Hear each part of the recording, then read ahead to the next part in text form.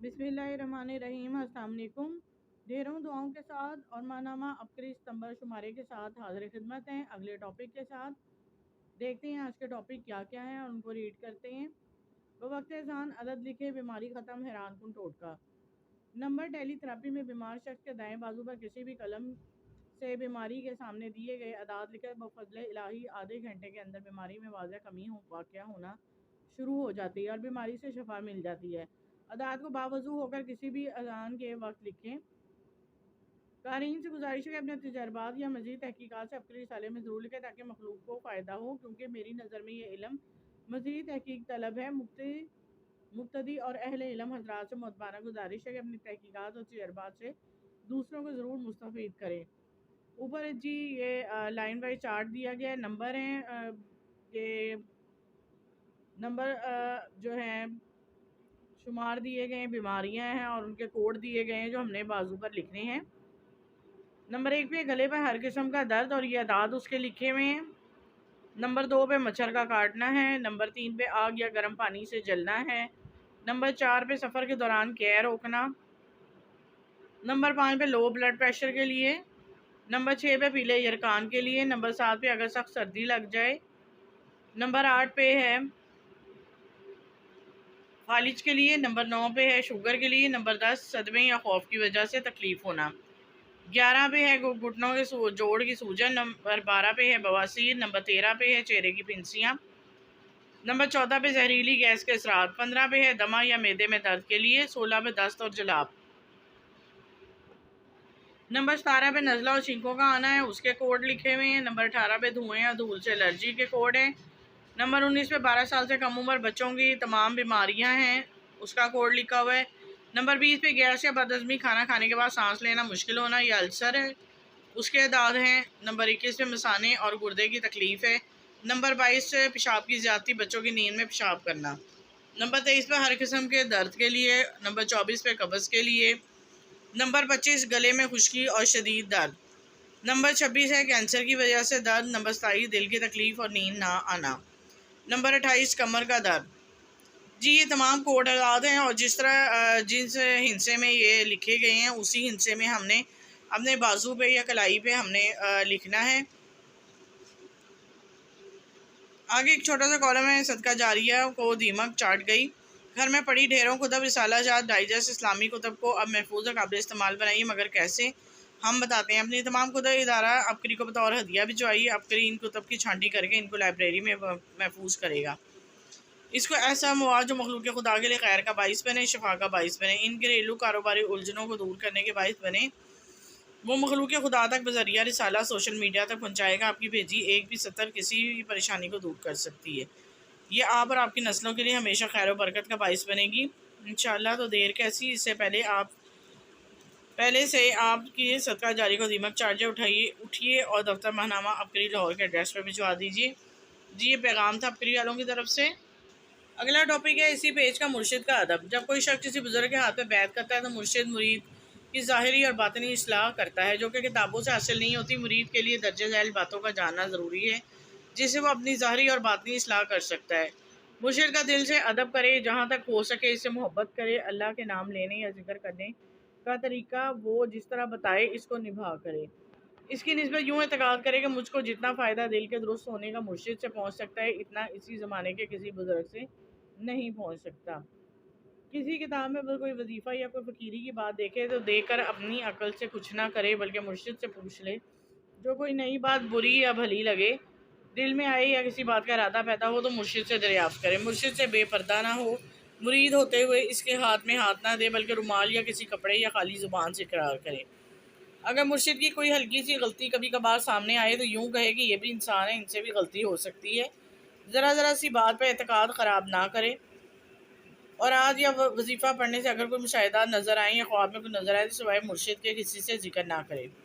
دوسرے بزرگوں کی یا دوسرے روحانی خاندان کی شان میں گستاخی نہ کرے، اور اپنے خاندان کو اعلیٰ، دوسرے روحانی خاندان کو کمتر نہ سمجھے۔ ان باتوں سے دل میں اندھیرا پیدا ہوتا ہے۔ مرشد کی کسی مرید پر زیادہ مہربان ہو یا اس کا ذکر سے زیادہ فائدہ ہو تو اس پر حسد نہ کرے، بلکہ اپنی کوتاہیوں پر نظر رکھے۔ مرشد کا تصور ہمیشہ دل میں رکھے۔ پیر و مرشد جس کام سے روکیں یا منع کریں باز آ جائے، عقل نہ دوڑائے۔ जिस काम को करने का हुक्म दें फ़ौरन इस पर अमल करें। जी, एक साइड में छोटा सा कॉलम है नाजायज़ कब्ज़ा छुड़ाने के लिए। अगर किसी ने आपकी ज़मीन पर या किसी चीज़ पर नाजायज़ कब्ज़ा कर रखा है तो कसरत से ये आयत आपने पढ़नी है और कब्ज़ा वापस मिल जाएगा। ये अफराद का आज़मूदा है। आगे चलते हैं। अगला टॉपिक है लाखों रोज़ाना उड़ाती थी आज 200 रुपये दिहाड़ी है, खैर या शर असर नस्लों तक। मोहतरम हज़रत करीम साहब अस्सलाम वालेकुम। आज इस आजमाइशों और पुरफतन दौर में जहाँ हर तरफ अंधेरा ही अंधेरा है, आपकी रहनुमाई हमारे लिए किसी रोशन चिराग से कम नहीं। आप अक्सर अपने शब जुम्मा के होने वाली महफिल में मुकाफ़ात अमल के ऊपर बात करते हैं कि अगर आज हम कोई खैर का काम करेंगे तो इसका असर हमारी आने वाली नस्लों पर भी होगा, खैर और बरकत की सूरत में ही होगा। अगर हम किसी की ज़िंदगी में कांटे बखेरेंगे तो इसके असरात भी हमारी ज़िंदगी में हमारी नस्लों तक चलेंगे। आज एक ऐसा वाक़या जो मेरी आंखों देखा है, लिख रही हूँ। हमारी करीबी एक रिश्तेदार खातून थी जिन्होंने मेरी वालदा की परवरिश भी की थी। मेरी वालदा इनकी बहुत इज्जत करती थी, बहुत ज़्यादा मोहब्बत करती थी। वो एक मालदार खातून थी। इनके शौहर की जायदाद भी हमारे ख़ानदान में दूसरों की निस्बत बहुत ज़्यादा है। इनके मिजाज बहुत सख्त था। जब औलाद जवान हुई तो बड़ी बेटी की शादी अपनी बहन के घर कर दी और इकलौते बेटे की शादी दूर के रिश्तेदार घर में कर दी, जिनका ताल्लुक एक छोटे से गाँव से था। घर में सिर्फ इनका राज था। उनकी हुक्मरानी थी। अपनी बहू को मैके ना जाने देती, बहुत सख्ती करती। अगर साल बाद कभी वो चली जाती तो इससे सख्त नाराज़गी का इजहार करते हुए मुझ पे गलत इल्ज़ामात लगाती और इसके बरक्स अपनी बेटियों को बहुत मोहब्बत का इजहार करती। सारा घर काम काज अपनी बहू से करवाती। अगर हमारा कभी इनके यहाँ जाना होता तो हमें भी अच्छे तरीके से मिलती, लेकिन हम देखते थे कि अपनी बहू के साथ इनका रवैया बहुत सख्त था। इसके बावजूद इनकी छोटी बेटी का रिश्ता मेरे भाई के साथ हो गया। मेरे भाई की ज़रिए आमदन अच्छी थी। भाभी भी अमीर घराने से ताल्लुक़ रखती थी। इनकी आपस में नोक झोंक रहती थी। इनको अल्लाह ताला ने एक बेटी भी था कि इनमें मज़ीद लड़ाई झगड़ा बढ़ने लगा। दूसरी तरफ इस खातून यानी कि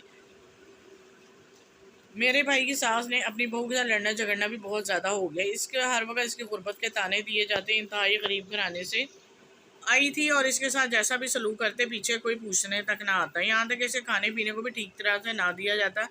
घर के सारे काम काज भी इससे करवा के नहाए सख्ती से निपटाया जाता है। इनकी बहू की हालत नौकरों से भी बदतर थी, लेकिन इस खातून को ज़रा भी अपनी बहू पर तरस ना आता। जब इनके बहू खाने के चंद लुकमे खा लेती तो इसको बहुत ज़्यादा लान तान किया जाता था। दौलत का गरूर अब बहू की आहें। इनको दौलत का गरूर था। चूँकि बहू एक छोटे से गाँव से थी, इसलिए इसके साथ ये बदसलूकी की जाती थी। इस दौरान भाई भाभी से झगड़ों का सिलसिला तूल पकड़ने लगा। आगे का भाभी ने तलाक ले ली। अल्लाह का अमर गालिब था। इनकी बहू की आहें अल्लाह तक पहुंची। फिर इनके घर के हालात बदलना शुरू हो गए। मेरे भाई की सास जिनको अपनी माल और दौलत पर बहुत गरूर था, इनके हालात बदलने शुरू हो गए। इनका सारा घर तो अंगरी से फाकों की तरफ जाने लगा। एक बार रास्ते में कहीं इनकी बहू से मिलना हो तो उन्होंने घर के हालात के बारे में बताया कि रिज़्क़ की तंगी दिन ब दिन बढ़ती जा रही है, कारोबार बिल्कुल रुक गया है। गरीब की बेटी तड़पती मर गई। एक दिन इनकी बहू का किचन में खाना बना रही थी, किसी जहरीली चीज़ ने काट लिया। इनकी बहू सख्त बीमार हो गई। सारा दिन वो अपने घर बीमारी से चीखती और इसका आवाज़ सारा मोहल्ला सुनता है, लेकिन इस खातून को ज़रा बराबर भी अपनी बहू का एहसास ना होता।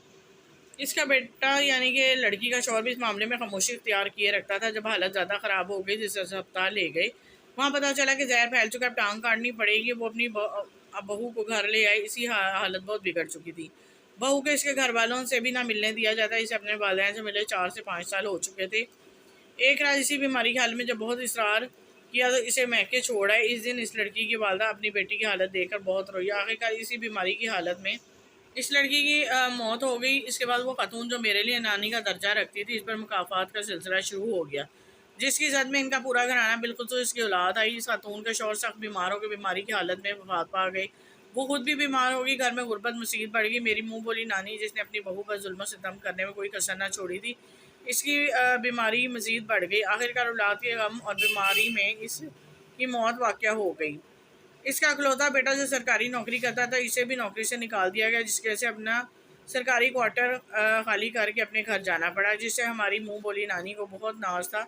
इस पर औलाद सख्त लड़ाई झगड़े शुरू हो गए। इसके बाद हालात ने ऐसा पलटा खाया कि इस खातून की छोटी बेटी जो घर में इसका पहले अपना था, वहाँ किराए पर रहने लगी। बेटा जिसके हिस्से में एक छोटी सी दुकान आई, वहाँ चादर बिछा कर पड़ा रहता था। इसके बाद घर में बुनियादी सामान बर्तन वगैरह ना रहे। इसकी बेटियाँ जिनको दौलत का तकब्बुर था, सारा दिन मेहनत मजदूरी करके अपना और अपने बच्चों का पेट पालती। साबका भाभी की काबिल रहम हालत ان کی چھوٹی بیٹی جو پہلے میری بھابھی تھی کافی سالوں بعد ملی، اس کی حالت قابل رحم تھی. مجھے بتانے لگی کہ میں سارا دن ایک چھوٹی سی کمپنی میں 400 ڈبیاں بناتی ہوں، جس کی کافی مشقت ہوتی ہے. اس کے بعد مجھے مزدوری کی وجہ سے صرف 200 روپے ملتی ہے، جس سے میں اپنے بچوں کا مشکل پیٹ پالتی ہوں. میں حیران تھی وہی لڑکی ہے جو خود اپنے ہاتھ سے گلاس اٹھانا بھی دشوار سمجھتی ہے، آج اس نہج پر پہنچ چکی ہے. اس نے اپنی بیٹی کے حالات کے بارے میں مجھے بتایا، جو میری بھتیجی تھی اب وہ جوان ہو چکی ہے. آپ اکثر صلہ رحمی کے بارے میں تلقین کرتے ہیں، میں نے اس بات پر عمل کرتے ہوئے ان کو کچھ رقم بطور ہدیہ کی تاکہ ان کے گھر کے حالات کچھ بہتر ہوں.